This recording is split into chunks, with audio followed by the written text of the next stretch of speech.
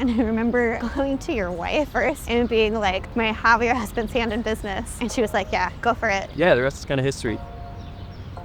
How and when did you get involved with the Snap AR team, and what has that experience been like for you? So I got involved with Snap over the pandemic. The Snap team called me and they said, we have this waveguide headset. It works really well outside. And so I got sent the dev kit and I was like, wow, this actually works really well. I had the spectacles, an OK laptop, and like a little Wi-Fi jetpack. I was able to go out to like a very remote area that had bad 5G, and I was able to push to device, and it really opened up the ability to build things on location that I could never do before. What about you? One of the first big projects I did with Snap was when we made a game about hunting ghosts, which was really fun and cute. And that was my first time working with Snap, and it's a great experience. It's only been improving since. How do you think about AR differently now that we have AR glasses and spectacles? With the spectacles, you can really build the things that you've been wanting to make. I feel like a lot of the AR you saw shared on social media was really just like fancy 3D renders. Now Spectacles is making this a reality, and it's time to build the things you've been thinking about.